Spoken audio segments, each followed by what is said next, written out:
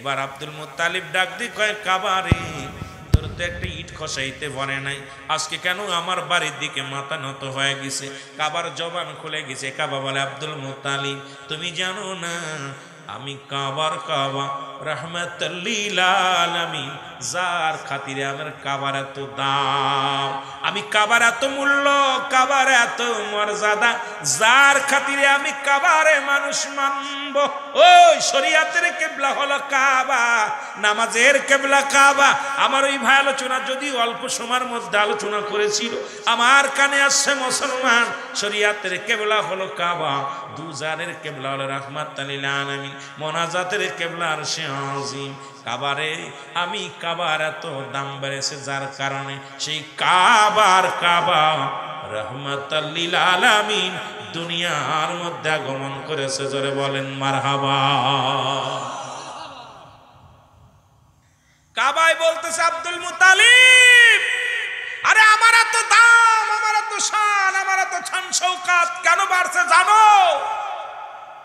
এই দুনিয়ার মধ্যে যার খাতিরে আমার এত দাম, আজকে সেই আমি কাবার কাবা, আমি কাবার কাবা রাহমাতুল লিল আলামিন। আমেনার সালাম দা, আসসালামু আলাইকুম মা আমেনা। ওদিন জুলুস হয়েছিল, শরীয়তে ছিল দুজন, একজন ছিল মা আমেনা আর একজন হযরত সুফিয়া। রাসূলের চাচা ফুফুর সংখ্যা ছিল 6 জন, এদের মধ্যে দুজন হলো ইমানদার, একজনের নাম হযরত সুফিয়া আর একজনের নাম আমল। মুসলমান আর 4 জন রাসূলকে মানতে পারে নাই। রাসূলের চাচার সংখ্যা ছিল 9 জন, এদের মধ্যে ইমানদার হলো 2 জন, একজনের নাম আমিরে হামজা আর একজনের নাম আব্বাস। আরো 7 জন নবীর বিরোধিতা করেছিল। এই জন্য চট্টগ্রামের এক দল জুলুসের পক্ষে আর এক দল বিরোধিতা করে। জোরে বলেন ঠিক। এরা মুসলমান 9 আর 6 কত? জোরে বলেন 17 জনের ভিতরে মুসলমান 4 জন হলো ইমানদার, বাকি থাকলো কয়জন? 11 জন। কয়জন? কতজন? 11 জন। 11 জন ছিল রাসূলের বিপক্ষে আর 7 জন ছিল রাসূলের পক্ষে। তার মধ্যে রাসূলের চাচার সংখ্যা ছিল বললাম 9 জন, এদের মধ্যে 2 জন, একজনের নাম হলো আমিরে হামজা আর একজনের আব্বাস। এই 2 জন রাসূলকে নবী বিশে মানছে, কালেমা পড়েছে, রাসূলকে রাহমাতুল লিল আলামিন বলে মানছেন। আর 7 জন কয় ও তো আব্দুল্লাহর বেটা মুহাম্মদ, ওর বাবা মরছে, ওর বাপরে কবরে পেট থেকে খাইছে, ওর বাপরে, ওর মা মারা গেছে, এ কেমন নবী হয়? এত নবী হতে পারে না। আর নবী যদি হয় তুমি একটা প্রমাণ দেখায় দাও তুমি নবুয়াতি পেয়েছো, একটা প্রমাণ দেখায় দাও। মুসলমান শুনে নাও, রাসূলের চাচার আসিয়া বলে মুহাম্মদ একটা প্রমাণ করায় দাও, তুমি কেমনে নবী? কয় কি চাচা কেমনে প্রমাণ করায় দিব? আবু জেহেল কয় বাতিজারে তুমি যে নবী হয়েছো প্রমাণ আমাদের দেখায় দাও, তোমাকে মানতে পারি না। কয় চাচা কি প্রমাণ নিতে চাও? কয় আসমান থেকে তুমি এখান থেকে যদি চন্ডকে দ্বিখণ্ডিত করে দিতে পারো তাহলে মনে করো তুমি আল্লাহর পয়গম্বর।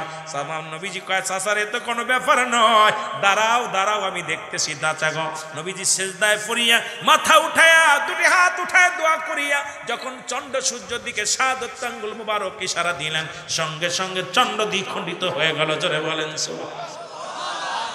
আবু জেহেল বলে তুমি নবী না, তুমি জাদুকার। কথা বলেন তুমি কি? জোরে বলেন তুমি কি? জাদুকার। মুসলমান শোনো, এখন নবীজি বলে কালেমা পড়ে চাচা, কয় না ওই 7 জনের বংশ খারাপ, ওদের কপাল খারাপ। এ মুসলমান শুনে নাও, রাসূলের চাচারা হাতের মধ্যে নিয়ে আসতেন পাথর নিয়ে আসছে, একাই মুহাম্মদ তুমি যে নবী কেমনে তোমারে মানি, তুমি যে আখেরি নবী পয়গম্বর রাহমাতুল লিল আলামিন প্রমাণ করে দাও। আমাদের হাতের মধ্যে কি আছে যদি বলে দিতে পারো কথা দিলাম কালেমা পড়ব। মুসলমান ইবনে আব্বাস বলে, আব্বাস ডাকতে বলে মুহাম্মদ তোমার কই পাতের মধ্যে কি আছে বলা লাগবে না, আমি সাক্ষী দিলাম রে তুমি আমার আব্বা জানের একমাত্র কনিষ্ঠ সন্তান, তুমি আমাদের ভাই, আমাদের ভাই আমাদের ভাই আব্দুল্লাহর একমাত্র কলিজার টুকরা সন্তান। তোমারে আমরা নবী বলে মানি কারণ তোমার রঙের সঙ্গে কোনো রঙের মিল নাই, তুমি কোনো বানোয়াট কোনো কথা বলো না, তুমি যেদিকে তাকাও সেদিকেই দেখি রহমত। আমি আর একটা সেকেন্ড আমি আর আমার ভাইদের পক্ষে থাকবো না। আব্বাস বলে মুহাম্মদ আমি তোমার চাচা হইয়া কালেমা পড়ে নিলাম, কে পড়লো আর না পড়লো? কয় চাচাকে অপেক্ষা করো। অন্য চাচারা কয় আব্বাস দাঁড়া, আগেই কালেমা পড়িস না। মুহাম্মদ যদি বলতে পারে হাতের ভিতরে কি, তাহলে আমরাও তোমার সঙ্গে কালেমা পড়ে নিব। আমার নবী কয় চাচা গো, হাতের ভিতরে যা আছে যদি এটা কালেমা পড়ে নিতে পারে, যদি ওটাই প্রমাণ করে বলে দেয় কি, তাহলে কি কালেমা পড়বা? কয় তাহলে তো কোনো কথা নাই। নবী ইশারা করলেন, হাতের দিকে আঙ্গুল, শাহাদাত আঙ্গুল বাড়াইলেন, হাতের ভিতরে থেকে কালেমা পড়ে লা ইলাহা ইল্লাল্লাহ হযরত আব্বাস কালেমা পড়ে নিলেন। আচ্ছা বাতিজা, আমি তোর কালেমা পড়ে নিলাম, তুই আখিরি নবী, শ্রেষ্ঠ নবী। আর 7 জন রাসূলুল্লাহর বিরোধিতা করলো, মানতে পারে না। আমার বাবারা, আমার বন্ধুরা, আমার রাসূল দুনিয়ার মধ্যে আগমন করলেন। যে কথা বলতেছিলাম, শরিয়াতে জুলুস করার জন্য আসছে, কে কে জানেননি বাবা? শরিয়াতে মা আমেনা, মোর মা আমেনা ঘরের মধ্যে বসে আছে, রাসূলের ফুফু সুফিয়া বসে আছে। হঠাৎ করে রব্বে কারিম এত খুশি হয়ে 4 জন মহিলাকে পাঠাইলেন। তাদের মধ্যে একজনের নাম মা হাওয়া, একজনের নাম মাসিয়া, মা মরিয়া, মা সুমাইয়া। এইরকম মাদের পাঠায়া দিলেন, জান্নাতি মহিলাদেরকে পাঠায়া দিলেন। তারা এসে সালাম দা, আসসালামু আলাইকুম মা আমেনা। আমরা, ও মা আমেনা, তুমি ধন্য, তুমি ধন্য, আমরা জান্নাত থেকে আসি। নবীর আগমনে আল্লাহ পাক খুশি হয়ে আমাদেরকে পাঠিয়েছে, কারণ নবীজিকে কত ভালোবাসতো আমার আল্লাহ। নবীর প্রথম আগমনে জান্নাত থেকে নারীগুলো পাঠায়া দিয়েছে। জোরে বলেন মারহাবা। সেই জশ্নে জুলুস পালন করে চট্টগ্রামের মানুষ। কি করে? তাদের জবানে থেকে নারায়ে রিসালাত, ইয়া রাসূলুল্লাহ। আর নবীজি বলছে, আমি দেখতেছি অচিরে এই পূর্বাঞ্চল থেকে একটা জাতি বাইর হবে, যাদের জবান দিয়ে বাইর হবে নারায়ে তাকবীর, আল্লাহু আকবার, নারায়ে রিসালাত, ইয়া রাসূলুল্লাহ। এই ধ্বনি দিতে দিতে আমি নবীর রওজা পর্যন্ত আগমন করবে। এখন প্রমাণ হয়ে গেছে, বাংলাদেশের পরে আর কোনো মুসলিম কান্ট্রি নাই, বাংলাদেশের পরে আর কোনো মুসলিম কান্ট্রি নাই। আর বাংলাদেশের সর্বশেষ পূর্বাঞ্চলের মানুষ হলো চট্টগ্রাম বিভাগের মানুষ। এই এলাকার মানুষগুলো যেমনি নবী প্রেমিক, বাংলার অন্য প্রান্তের মানুষগুলো এমন প্রেমিক হয় না। রাসূলুল্লাহ বলে গেছে, আমি রফাতের পরে আমি দেখতেছি অচিরেই একদল আশিক বাইর হবে, যাদের জবানে থাকবে নারায়ে রিসালাত, ইয়া রাসূলুল্লাহ, নারায়ে তাকবীর, আল্লাহু আকবার। এই ধ্বনি দিতে দিতে আমি নবীর রওজা পর্যন্ত আগমন করি।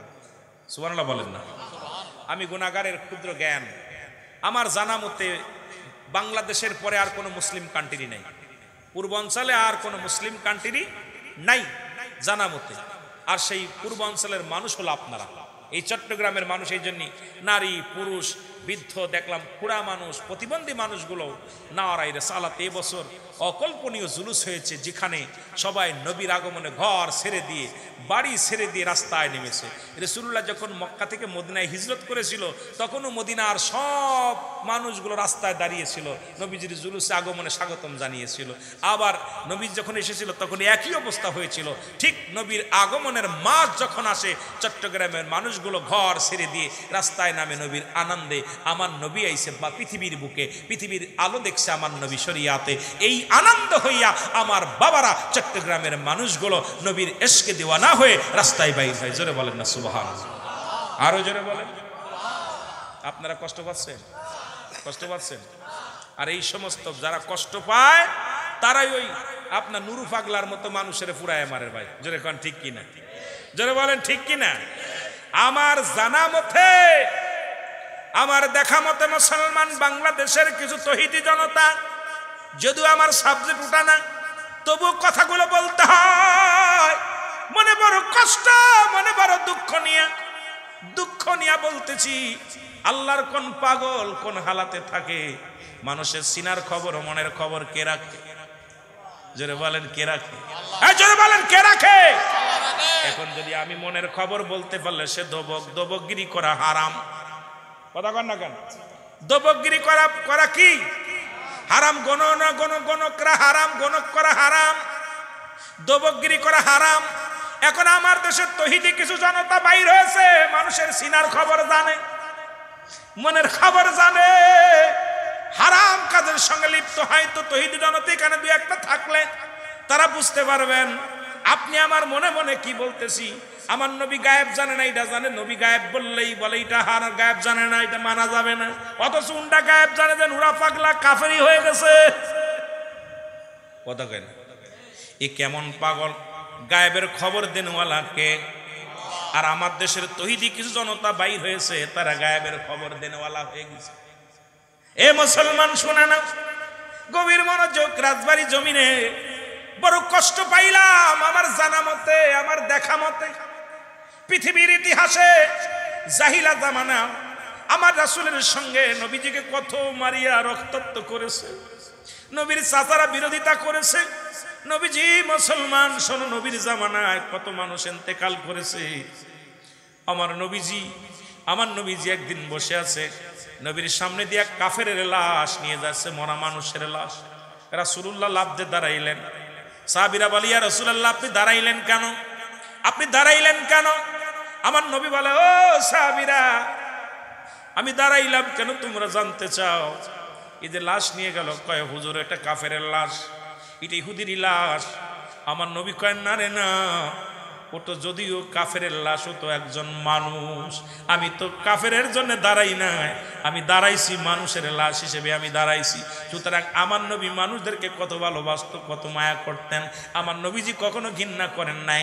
আমার নবী অসংখ্য কাফেররা নবীজির জামানায় মারা গেছেন, নবী জীবিত থাকাকালীনই। কোনোদিন আমার নবী কাউকে পুরানোর হুকুম দেন নাই। আমার নবী কোনো লাশকে কবর থেকে উত্তোলন করে পোড়াতে দেন নাই, কারণ লাশের সঙ্গে খবরদার, আমার নবীজি বলছে, এমন কিছু ঘোষণা করেছে, খবরদার মরা মানুষের সঙ্গে এমন ব্যবহার করো না যা দ্বারা কষ্ট পায়, তারা যেন কোনো রকম কষ্ট না পায়। তাদের গোসলের দিক, যখন গোসল করাবে সাবধানে করাইবে, যখন কাপন পরাবে সাবধানে করাইবে, যখন তারে কবরে নামাইবে সাবধানে করাইবে। আর আমার দেশে তৌহিদি জনতা কবর থেকে লাশ উত্তোলন করে পুরায়া দেয়, এর চাইতে কষ্ট আর দুনিয়ার মধ্যে থাকে না। আমার বাবারা, বন্ধুরা, আমার গভীর মনোযোগ। আমার জানা মতে, আমার দেখা মতে এত বড় ইতিহাস জীবনে শুনি না, এত বড় ইতিহাস আমরা কোনোদিন শুনি নাই যে মানুষ মরে যেও শান্তি নাই। দুনিয়ার মধ্যে থাকলে অন্যায় করলে তার বিচার আদালত করবে, যদি সে কুপুরি করে আলেম উলামা পরামর্শ করবে, তার সঙ্গে ব্যস্তরকে বলবে, পরামর্শ দিবে। ইন্তেকালের পরে বিচারের দায়িত্ব কার? মরার পরে বিচারের দায়িত্ব কার? মরার পরে বিচারের দায়িত্ব আমার আল্লাহর। কিন্তু তৌহিদি জনতা এখন এই দায়িত্বটা নিয়ে নিছে। তৌহিদি জনতা এখন দায়িত্ব নিছে বিচার করার, কারণ মরেও শান্তি নাই। আবার কেমনে তৌহিদি জনতা হয়? আমি বাংলাদেশের প্রশাসনের কাছে, বাংলাদেশের এখন বর্তমান সরকার বাহাদুরের কাছে একটা করজোরে দাবি করব, যাদের কাছে মৃত্যু লাশ নিরাপত্তা নাই, যাদের কাছে মরার পরে শান্তি নাই, মরার পরে লাশ হয়েও যদি ঘুমাইতে না পারে, এই মানুষগুলোর ওসিরেই বিচার করা লাগবে, নয় তো আপনাদের উপরে গজব আসবে, আল্লাহর গজব আপনাদের উপরে আসবে। যারা এখন নেতৃত্বে আছেন, যারা দেশের এখন বড় বড় কর্তা হিসেবে আছেন, আপনাদেরকে বলে যায়, এর বিচার যদি জমিনের মধ্যে আপনারা না করেন, আল্লাহর দরবারে আদালতে হিসাব দিতে পারবেন না।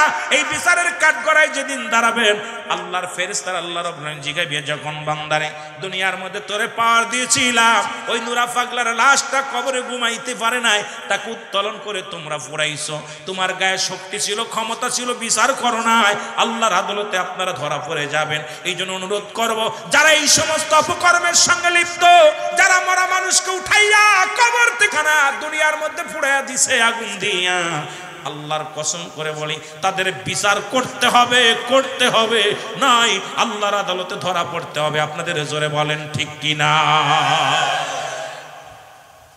আশ্চর্য হয়ে গেলাম, সে যদি কাফের হয়, অসংখ্য কাফেররা মারা গেছে, নবীজিকে পুরাই দিছে। কথা বলেন না কেন? কথা বলেন। এরপরে তার শরিয়া মোতাবেক যে কাজগুলো করছে, তার জানাজা হয়েছে।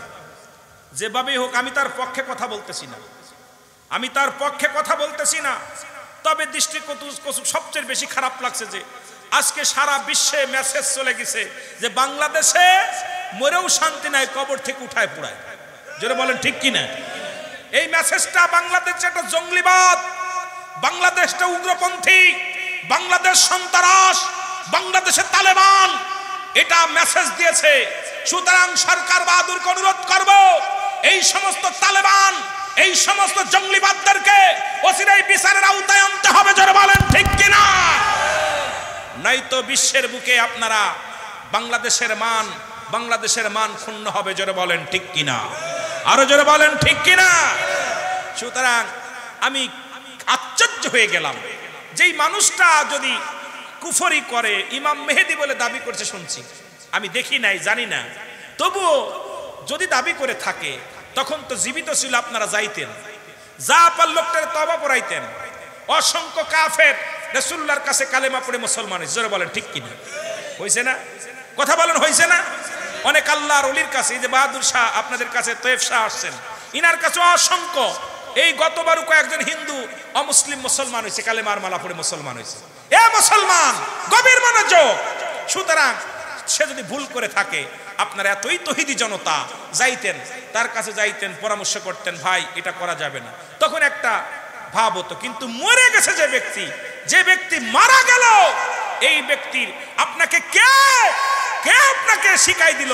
কে আপনাকে কোন কুরআন বললো, কোন হাদিস বললো, কোন শাস্ত্র বললো যে আপনি মারা যাওয়ার পর 15-13-14 দিন পরে আপনি তার কবর থেকে লাশ উত্তোলন করবেন? আরে কুকুরেও তো কবরে লাশ খুঁটে, শিয়াল কুকুরেও কবর থেকে লাশ উঠে আস্তে আস্তে করে খায়। অনেক গোরস্থান থেকে লাশ উঠায় দেখছি, তারা আস্তে আস্তে ছিঁড়ে ছিঁড়ে খায়। আর আপনারা তাদের চাইতেও খারাপ, সেই কুকুরের চাইতেও খারাপ, শিয়ালের চাইতেও খারাপ, সার্পে জানোয়ারের চাইতেও খারাপ, যে আপনারা সেকেন্ডের মধ্যে, মিনিটের মধ্যে তার লাশটা পুরায়া একদম শেষ করে দিলেন। জোরে বলেন ঠিক কিনা? এই কষ্টটা আমার ভিতরে খুব ধিক্কার দিতেছে। ওলি আল্লাহদের দেশ, এদেশ সাধুদের দেশ, এদেশ ফকিরের দেশ। তোমার মতো তৌহিদি জনতা ইসলাম প্রচার করে নাই, তৌহিদি ইসলাম প্রচার করেছে আল্লাহর ওলিরা। এই দেশে যারা ইসলাম প্রচার করেছে, যাদের গায়ের ঘাম ঝরিয়ে, যারা না খেয়ে পেটে পাথর বেঁধে অমুসলিমদের কাছে তুমি তোমার গুরাগুরাম দেখো ছিল অমুসলিম, তারা কালেমা পড়তে পারে নাই, তোমার বাপেরে মুসলমান বানাইছে কে? তোমার দাদারে মুসলমান বানাইছে কে? ওই রকম আল্লাহ ওয়ালারা, জোরে বলেন ঠিক কিনা? কোন তৌহিদি জনতা তোমার বাপেরে মুসলমান বানাই নাই, তোমার দাদারে মুসলমান বানাই নাই, মুসলমান বানিয়েছে আল্লাহর পাগলের, আল্লাহর ওলিরা। জোরে বলেন ঠিক কিনা? বাংলাদেশে ইসলাম আনছে কারা? জোরে বলেন কারা? আল্লাহর ওলিরা। এই পাগলের আনছে। ওই পাগল কোন ভাবে ছিল জানি না, আরে ওই পাগল কোন ভাবে কোন হালাতে ছিল জানি না, তবে যাই করেন এই কাজটা কখনো করা ঠিক হয় নাই। যে আপনারা কবর থেকে, আপনার যদি করছে এত কিছু করছে, যা পর আপনারা কবরটা খনন করে আরেক জায়গা দাফন করতেন বা একটা সিস্টেম করতেন, সেটাও এক ভাব ছিল। কিন্তু কবর থেকে উঠাইয়া দিবালয়ে আপনার পেট্রোল জ্বালিয়ে দিয়ে পুড়িয়ে দিলেন। এ কোন টুপি মাথায়, পাগড়ি মাথায়, আবার স্লোগান দিতেছেন আমি এই সমস্ত বুজুর্গ মৌলবীদের বিচার চাই। রাসূলুল্লাহর জামানায় অসংখ্য কাফের বেঈমানেরা ছিল, তাদের মাথায় দাড়ি, টুপি, জুব্বা, পাগড়ি ছিল, রাসূলের উপর আক্রমণ করেছে। রাসূল যখন সবচেয়ে কষ্ট, নবী যখন তায়েফের ময়দানে গেলেন, সবচেয়ে মর্মান্তিক ইতিহাস, নবীজি 10ম হিজরি যখন হিজরত করলেন, তখন নবীজির সবচেয়ে কষ্টের জীবন হলো তায়েফের ময়দান। এই তায়েফের ময়দানে রাসূলুল্লাহর উপর অসংখ্য পাথর মারা হয়েছে। রাসূল 3জন, এই বনু সাকিব গোত্রের 3জন নেতা ছিল। এই ওয়াজটা আজকে আমার নিয়ত ছিল করার, যদিও করতে পারি নাই, যদিও যেতে পারি নাই, কারণ আমি কোন দিক থেকে কোনে যাব, এত আলোচনা, খালি আলোচনার আলোচনা, আমি কোন দিকে যাব গুজায় ঠিক পাই না। কারণ কথা বলতে গেলে নবী আসা পর যারা মানি না মিলা, এদের মতো কপাল পোড়া মানুষ আর নাই। জোরে বলেন ঠিক কিনা? আরো জোরে বলেন ঠিক কিনা? এ মুসলমান, গভীর মনোযোগ। কাবা শরীফের মধ্যে 360টি মূর্তি গো, কয়টা? 360টি মূর্তি। মূর্তিগুলোর মাথা নত হয়ে গেছে। আজকে আমার বাজানেরা যারা মূর্তি পাড়া দাও, আজকে টুপি মাথায় দিয়া, দাড়ি মুখে রাখিয়া তোমরা মূর্তির সামনে যে দাঁড়াও, আমরা দেখেছি মন্দিরগুলো ভাঙ্গ নাই, মন্দির পাহারার জন্য তোমরা নিয়োজিত, কিন্তু এই মন্দির ভাঙ্গার জন্য, এই মুসলমান মূর্তি ভাঙ্গার জন্য নবী দুনিয়ার মধ্যে আগমন করেছে। জাহিলা জামানায় যখন আরব সমাজের অসভ্যতা ছিল, তখন মূর্তি পূজারী সবাই ছিল। এটা ভেঙ্গে গুড়িয়ে দেওয়ার জন্য আমার নবী রাহমাতুল লিল আলামিন আগমন করেছে। আর মূর্তিগুলোর মাথা নত হয়ে গেছে, মূর্তির জবান খুলে গেছে, ডাক দে বলে, আব্দুল মুত্তালিব রে, তুমি জানো না? আরে একটু পরেই তো তুমি শুনে নাও, তুমি শুনছি একটু আগেই তো এই মূর্তিগুলো ভাঙ্গার জন্য নবীদের নবী, কামলিওয়ালা নবী রাহমাতুল লিল আলামিন দুনিয়ার মধ্যে আগমন করেছে। জোরে বলেন মারহাবা। মূর্তি বলতেছে আমাদের ভাঙ্গার জন্য, গুড়িয়ে দেওয়ার জন্য আখির নবী আগমন করেছে। আর আমার দেশের মৌলবীরা মূর্তি সামনে করে নামাজ পড়ে, মূর্তি সামনে করে তারা সারাদিন পাহারা দেয় আর জশ্নে জুলুসে বাধা দেয়। জোরে বলেন ঠিক কিনা? কষ্ট পাইলাম, খুব কষ্ট লাগলো। যদি অমুসলিমেরা বাধা দিত কষ্ট লাগতো না, কিন্তু আমার দেশে দাড়ি টুপি জুব্বা মাথায় দিয়া, জুব্বা গায়ে দিয়া, জুব্বা তার মাথায় দেওয়া যায় না, টুপি মাথায় দিয়া আইরে রাস্তায় দিয়ে লাঠি নিয়ে দাঁড়ায় আছে, কয় জশ্নে জুলুস করলে ঠ্যাং ভেঙে দিব, নবীর নামে জুলুস করলে বন্ডামি ছেড়ে দিব। আর অমুসলিমেরাও তো সেদিন খুশি হয়েছিল। আরে রাসূলের চাচা রাসূল আগমনের খবর শুই না মুসলমান আবু লাহাব তার দাসীকে নাজাত করে দিয়েছিল। সুবহানাল্লাহ বলেন। দাসী এসে সংবাদ দিল, আবু লাহাব শুনছনি? কয় কি?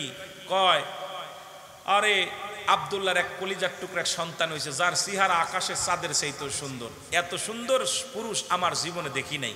দেখার সঙ্গে সঙ্গে উনি দাসীকে আজাদ করে দিয়েছিল। সুবহানাল্লাহ বলেন না? আরো জোরে বলেন। আর যারা মুসলিমেরা নবীর আগমনে দাসী আজাদ করেছিল, আর আমার দেশের মৌলবীরা নবীর আগমনে বেজার হয়ে লাঠি নিয়ে বসে থাকে যে নবীর জন্য স্লোগান দিলে, নবীর জন্য তালা আল বাদ্র আলাইনা নারায়ে রিসালাত বললে আমাদেরকে পিটানো হবে। তাহলে বোঝা গেল যে দুশমনের রাসূল এই দুনিয়ার মধ্যে ভরপুর আছে। জোরে বলেন ঠিক কিনা? আরো জোরে বলেন ঠিক কিনা? আছে না? এখন আল্লাহ দলিল দেয়, আমি না, আল্লাহ কমিনান নাস, মানুষের মধ্যে মায়াকুলু, তারা বলবে আমান্নাতের ঈমান আনছে বিল্লাহি, আল্লাহর প্রতি, বিল ইয়াউমিল আখির, আখিরাতের প্রতি বিশ্বাস স্থাপন করেছে, আমা হুম বিমুমিনিন।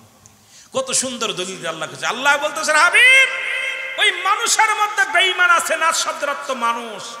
ওরা রসুলের কাছে যখন যেত বলতো আমরা আপনার দলের লোক। যখনই রসুলের থেকে দূরে, আরে রসুলকে ধোঁকা দিতে গেলাম, রসুল মুহাম্মদ আব্দুল্লাহর বেটা মুহাম্মদকে দেখতে গেলাম, পরীক্ষা করতে গেলাম। তা আমার যুগে এখন দেখতেছি কিছু দাড়িওয়ালা টুপিওয়ালা এমন ভাবে আমাদেরকে পরীক্ষা করতে, আমাদের কাছে আসলে কয় নবী ভালো। আর আমাদের দেশে কিছু আলেম বাইর হয়েছে যারা আপনার এই গোলাপি মার্কা মুসলমান, গোলাপি মার্কা সুন্নি। কারণ এরা এদিকেও আছে ওদিকেও আছে, অর্থের জন্যে আমরা বিক্রি হয়ে যাই। যখনই আমার থেকে 10,000 টাকা বেশি দিবে, সঙ্গে সঙ্গে ওদের স্লোগান দিচ্ছি। জোরে বলেন ঠিক কিনা? ঈমান চোর, এগুলো হলো ঈমান চোর। জোরে বলেন ঠিক কিনা? এই এই এটা তো সুরে বয়, তোরা মোবাইলে গল্প তোরা এদিকে, তোদের সংযোগ এদিক নাই, কপাল নসিব তোদের খারাপ। সুরে বয়, সুরে বয়, তোরা মানে কমিটির লোক তাই না? এ করে এক সিরিয়াল এক গায়ে দিচ্ছে, ওরা ফুসফুসকে সাল মে বিয়ে দিচ্ছে, ওদের কপাল খারাপ। কথা বোঝেন নাই? কপাল খারাপ, খালি ফুসফুস মোবাইল দেখাতো, ওরা ওয়াজ শুনতে মোবাইল টিপতেছে, এদিক ওদিক খেয়াল ওদের। আহারে বদনসিব, বদনসিব। রাসূলুল্লাহর আলোচনা শুনে তোরা এখানে জীবন চলে যাবে, একটু নড়বি না। কিন্তু তোদের এই একের ভিতরে মাস্টার ইবলিস এসে এমন ভাবে বিরাজ করছে, ওরা নড়া সরা মোবাইল, এরে গুঁতো মারতেছে, ওরে গুঁতো মারতেছে, এর হাসতেছে, ওর গাড় পাশ উঠছে। মানে ওয়াজের ভিতরে তোকে বিনোদন, এখানে কি কোনো আনন্দ হচ্ছে নাকি? কপাল খারাপ। আহা, তোদের মতো আমিও ছিলাম। ওরে আজরাইল তোরে বড় ছোট মানবে না, মনে করছেন না ছোট মানুষ। আজরাইল ছোট দেখবে না, যে দুধ খায় সেটারে নিয়ে যাচ্ছে।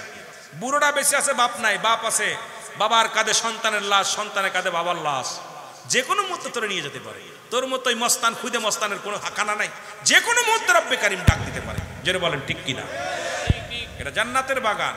আমি আসে দেখছি এই জায়গাতে মোটামুটি মোবাইল টিপা টিভি গোতাগুতি, এই 2 ঘন্টা চলতেছে, ওদের আনন্দে এক ধ্যানে আলোচনা শুনতেছে। ওদেরকে শুনতে দেবে না মাস্টার ইবলিস।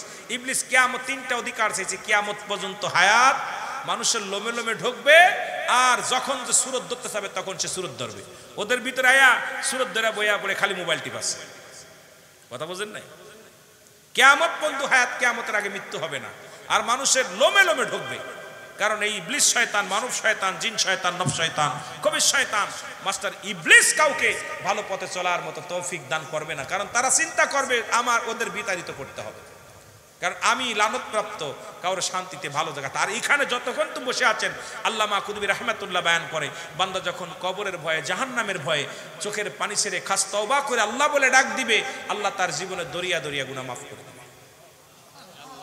জান্নাতের বাগানে আসলে সগীরা গুনাহ মাফ হয়ে যায়, বৈশা তওবা করলে কবিরা গুনাহ মাফ হয়ে যায়। কিন্তু এই সুযোগ আপনাদের দিবে না, কারণ আপনাকে বিতাড়িত করার জন্য চেষ্টা করে। এই জন্য দাদু ভাই, ওয়াজ তো নাই, দেশে ওয়াজ আছে? ওয়াজ আছে, বিনোদন যদি দিতে পারতাম ওদেরকে। কারণ আমাদের দেশে এখন বিনোদন মার্কা বক্তা বেশি। দেখবেন বিনোদন দিয়ে হাসি রমাশা এমন মজার মজার কথা বলবে, হেসে উড়িয়ে দিতেছে, এরও ধাক্কা দিতেছে, এত মজা দিতেছে। 3 ঘন্টা ওয়াজ করলে তার 2 ঘন্টা নারীদের মানে বেফাইসা কথা, কোন নারী কোন প্যান্ট শার্ট পরছে, কিটা শার্ট পরছে, কিটা ছোট কাপড় পরছে, কোথায় মার্কেট করছে, এইগুলো, আর ওরা ওইগুলো শুনতে মজা পায়। কিন্তু কোরআন হাদিসের কথা, সুন্দর চোখের পানি আসা আলোচনা ওরা শুনবে না, কারণ ওদেরকে দেওয়ার দরকার ওই বিনোদন ওয়াজ। এই জন্যে আমাদেরকে এই না, এই ওয়াজগুলো আমরা বাবারা আমরা এগুলো পারি না, রং তামাশা করে ওয়াজ করতে পারি না।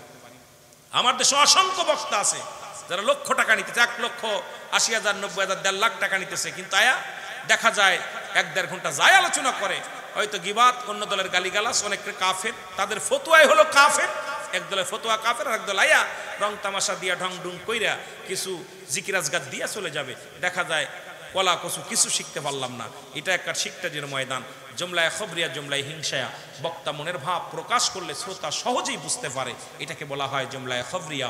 জুমলায় হিংসায়া, বক্তা মনের ভাব প্রকাশ করলে শ্রোতা কিছুই বুঝতে পারে না, এটা জুমলায় হিংসায়া। কিন্তু আমরা তো চাই খবরিয়া করে আলোচনা করতে, যতটুকু আলোচনা করি শেখানোর জন্যে, মাঠে বসি তখন শিক্ষা দেওয়ার জন্য চিন্তা করি, একটা কথা যদি শুনতে পারে আপনার আমার জন্য, নাজাতের জন্য দরিয়া হয়ে যেতে পারে। দুঃখের বিষয় আমাদের কপাল খারাপ, কপাল খারাপ। আর এটা কেন হবে না? আমাদের যুগে আমার দাদা বলতো যে আগের যুগে যখন মানুষ জন্ম নিত, জন্ম নিয়া বলতো মা মা কয়ে চিৎকার মারতো। আর এখনকে ছেলে মেয়ে জন্ম নেয় সিনেমা সিনেমা কয়ে জন্ম নেয়, কেন জন্মটাই সিনেমা নিয়ে জন্ম নেয়। কথা বোঝেন নাই? ওর জন্মটার মা গর্ভে ধারণ করেই মোবাইল টিপা। ওই যে দেখেন 7 মাস 8 মাস 9 মাস 10 মাস গর্বে, কাজ নাই কাম নাই, বাচ্চা পেটে নিয়ে খালি মোবাইল দেখছে। আর মোবাইলের ভিতর দেখলে যদি কোনো পীর সাহেব যদি বলে যে এর ভিতরে আমি খারাপ ছবি দেখি নাই, ওটা বাটপার, চোর, গুন্ডা, বদমাইশ। কারণ এইটা অন করলেই ল্যাংটা বেহাইপনা ছবি। জোরে বলেন ঠিক কিনা? কারণ আমি তো ভুক্তভোগী, আমার কাছে একটা আছে, এত নোংরা ছবিগুলো আসে। আর এগুলো দেখার পর যদি কোনো পীর সাহেব বলে যে আমি ল্যাংটা ছবি দেখি নাই, আমি ওইটার মতো চোর আর বাংলাদেশে নাই, ওটা বাটপার। জোরে বলেন ঠিক কিনা? এইগুলো দেখা দেখ ওর মা দেখছে পেটে কইরা। গাউসে পাক আব্দুল কাদের জিলানী মায়ের পেট থেকে কোরআনের হাফেজ হয়েছে, কারণ তার মা ছিল কোরআনের তালিম করতো, নামাজ পড়তো। আর আমাদের এই মাগুলো পেটে ধরে খালি দেখছে মোবাইল, খালি দেখছে যাত্রা, খালি দেখছে নাটক, খালি দেখছে থিয়েটার। এদের জন্মটা ঠিক একইভাবে হয়েছে, কারণ এই জন্মের ভিতরে প্রতিটা সন্তান পেটের ভিতর থেকে প্রশিক্ষণ নিয়ে আসি, কেমনে মারামারি করব, কেমনে প্রেম করব, কেমনে কোন মহিলার সঙ্গে জোরাজোরি করব, কোন জায়গা মহিলার নিয়ে যাওয়া যাবে, কারণ ওদের প্রশিক্ষণ এটা হয়েছে। যেটা বলেন ঠিক কিনা? রাগ করেন? চিরন্তর বাস্তব, কেন এটা প্রমাণ করে দিয়েছে গাউসে পাক আব্দুল কাদের জিলানী। আমাদের গাউসিয়া কমিটির ভাইরা, এই গাউসে পাক যখন দুনিয়ার মধ্যে আসে মায়ের গর্ভে, মা এত পর্দাশীলতা ছিল। ওনার মা উম্মের খয়ের, মা ফাতিমা। গাউসে পাকের মার নাম কি? মা ফাতিমা। বাবার নাম আবু সালে মুসা জঙ্গি। জঙ্গলি না, আবার জঙ্গলি কোয়েন না, আবার কেউ জঙ্গি। কথা বলছেন? এটা টাইটেল, উপাধি। এই ব্যক্তি এমন মা বাপ ছিল, বাপ একটা ফল খায়া, জানেন গাউসে পাকের এই যে কমিটির লোক আপনার চট্টগ্রাম মহাকঙ্ক, একটা ফল খাওয়ার কারণে 12 বছর গোলামি করছে। আর আমাদের আব্বারা ফল কিনতে যায়, দেখ একটা আগে ব্যাগের ভিতর থুয়ে দেয়, বাদাম কিনতে যায় একটা বাদাম আগে খাইয়ে দেখে। কথা কয় না কেন? কথা কয় না কেন? যদিও আপনারা ভালো, আমাদের বলছি, আপনাদের বলি নাই, আমাদের বলছি। আমরা পরের গাছের ফল টুকাই খাচ্ছি, পরের গাছের এটা খাচ্ছি, কেন আমাদের নিজেরই। আর গাউসে পাকের বাবা এমন একজন ধার্মিক মানুষ ছিল, যার একটা ফল খেয়া পুরো 12টা বছর গোলামি করেছে। এরপরে গাউসে পাকের বাবারে বলা হলো, আমি তোমার সঙ্গে একটা কন্যা দিব বিয়ে, মেয়ের চোখ নাই, মেয়ের কথা বলতে পারে না, খুড়া, মেয়ের বিবাহ করবা, তাহলে দাবি দেওয়া মাফ করবো। গাউসে পাক কয় আমি রাজি, যদি মাফ করে দেয় আল্লাহ, আমি ফলটা তো না শুনে খাইছি। এখন বিয়ে করলো, বিয়ে করে দেখে পৃথিবীর সর্বশ্রেষ্ঠ সুন্দরী, আহা উম্মুল খায়ের মা ফাতিমা। আহা এত সুন্দরী, যে মেয়ের মুখ কোনোদিন দেখে নাই, যে মেয়ের চেহারা কোনোদিন দেখে নাই কেউ, আর যে মেয়ের কোনো মেয়ে পুরুষ সঙ্গে কথা বলে নাই, যে মেয়েটা এত আল্লাহওয়ালা ভীরু, যে মেয়েটা কোরআনের পাখি, যে মেয়েটা কোরআন শরীফ তেলাওয়াত করতো, 18 পারা কোরআন তার মুখস্থ ছিল। আর সেই মার গর্ভে থেকে আল্লাহওয়ালা আসছে। আর আমাদের মারা পেট পিট দেখায় বেড়ায়, কলেজে যায়, স্কুলে যায়, তাদের গা দেখে। আর আমাদের ছেলেরা কয় হাউ লাভলি গার্লস, ইন্না সাকা সাকা আনা উবুকা ইন্না দারাসুকা। কথা বুঝেননি? বলবো নি আমরা কম পারি না, কিন্তু আমরা আগেই বলছি বিনোদন দিয়ে ওয়াজ করি না, বিনোদন দিয়ে ওয়াজ করি না, এটা আমাদের অভ্যাস না। আমরা সুন্নি আলেম যারা, আমরা চেষ্টা করি সুন্নি আলেমদের ভিতরে খাস করে, বিশেষ করে আমরা বাইরে